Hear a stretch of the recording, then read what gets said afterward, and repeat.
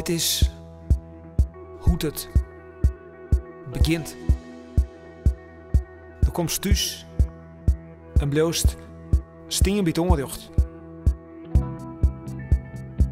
Het is hoe het zien. Het huis is kalm, maar du bist het net. Wat een collega joert erop. Dat wie je altijd praat. Du zeist er wat van. Maar de oren joegen haar gelijk. Het zint hij net. Het wint hij in de holle om. Mensen binnen sa wis. Ze mij zo graag praten. Du loekst een kastje en rikst omheeg. Gelukkig is er wat te eten. Met waterkanonnen en politie te paard worden de rails Maar de sek krokie is allemaal leeg. En opnieuw frest hij zelf op. Du stapst op bed. Jest het vertrouwde snorkje verderop. Maar dat helpt niet. De stem in die holle mielt tro. Du ziekest om witten. Om waarom te slaan. Maar een helder verhaal wil het net worden. Bist de ieling die het vroeger ook al wist. Een groep is prachtig als er wat te leidje valt.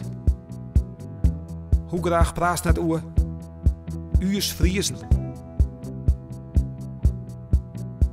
Maar die sympathie voor de underdog is geen tafel. Wist het om mezelf.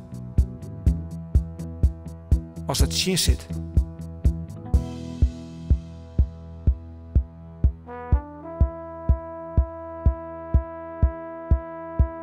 Maar het heeft eigenlijk altijd te maken met een persoon. Geen ruzie per se. Nee. Maar wel waar ik een emotionele clash mee heb, zeg maar. Zonder dat een ruzie te noemen. Ja, ik denk dat heel veel mensen dat wel hebben, toch? Als je ruzie met iemand hebt, dat je daar wel heel over nadenkt van... Nou ja, wat heb ik nog gedaan? En dan maalt het in holle en zo. En dan tinkst van alles en bedingst van alles. Ja. Du lijst thuis. Maar vol gevoelens die het net thuis komen willen. Du jest het waaien. En dan in één stapst eruit. Zonder dat er erg in hiest, bist al wat kalmer.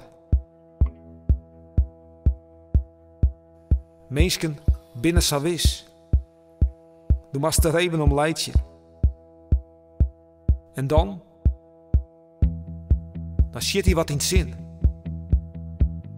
Een riegel, een peer wudden. Het is genoeg. Het kriegt het al vorm. Als het vangen kerst, wist het al een heel lijn. Du rikst van zieden en pakst ouderwets een penne. Dat is hoe het begint.